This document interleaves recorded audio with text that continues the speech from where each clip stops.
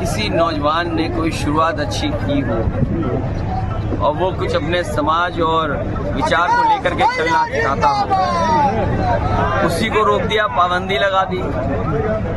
तो ये खैर उनका अपनी पार्टी का मसला है, क्योंकि एक नौजवान आगे निकल रहा था, एक उम्र की वजह से मैं उसके पक्ष में हूँ। मान लो अभी इस रैली में एक लड़का आया जो बैरिकेडिंग तोड़ करके निकल के और मेरे मंच तक आ गया। सोचो उसकी चिट्ठी में क्या लिखा, वो अग्निवीर व्यवस्था को खत्म करना चाहता है। तो सोचो जो नौजवान दौड़ करके वो हासिल करना चाहता हो नौकरी, तो सोचिए ये गुस्सा है लोगों के अंदर। आपने अग्निवीर आदि अधूरी कर दी, कल को आप इन खाकी वालों की नौकरी 4 साल की 3 साल की कर दोगे। क्या है, आप क्या कर रहे हैं यहाँ से देश के साथ। और फिर जो गांव का नौजवान था, बलिया, गाजीपुर, पूर्वांचल का, ये वो है जो फौज में जाकर के सम्मान की नौकरी करना चाहता है। आपने उसे सम्मान की नौकरी से दूर कर दिया।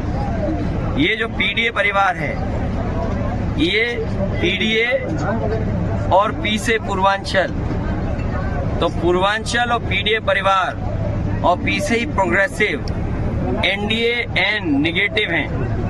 ये नकारात्मक राजनीति करते हैं। एनडीए मतलब निगेटिव, नकारात्मक राजनीति करते हैं, और जो एन से हैं वो भी नकारात्मक हैं, इसीलिए उनकी भाषा बदल गई। पी प्रोग्रेसिव हैं, पी पीडीए परिवार सबको साथ लेकर चलने वाले लोग।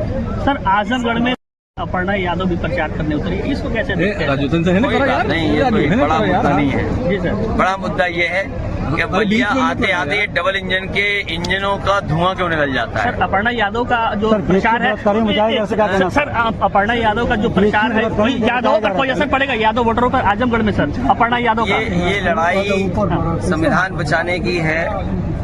इस पीडीए परिवार के साथ सब जुट गए हैं, और हमारे सनातन जी का नाम तो जानते हो ना, जिसकी शुरू अंत है ही नहीं, सनातन।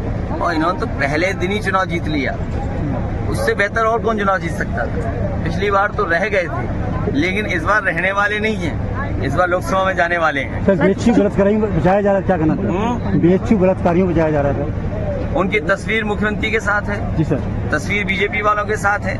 अभी इतना बड़ा महिला सम्मेलन किया, लेकिन बीएचयू की बेटी के साथ जो अन्याय हुआ उसको याद ही नहीं आया उन्हें। और सबसे ज्यादा असुरक्षित महिलाएं और बेटियां अगर कहीं हैं तो बीजेपी की सरकार में। आज ही आपने देखा होगा राजधानी में एक आईएएस परिवार के घर पर चोरी हो गई, डकैती हुई, पत्नी को मार दिया।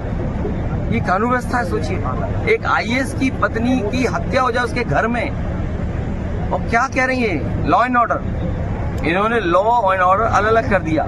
ये लॉ एंड ऑर्डर केवल धर्म के आधार पे देखते हैं, अपने वोट के आधार पे देखते हैं। इससे ज्यादा अन्याय और इससे ज्यादा संविधान की धज्जियां कभी नहीं उड़ी होंगी जो भारतीय जनता पार्टी की सरकार बनी।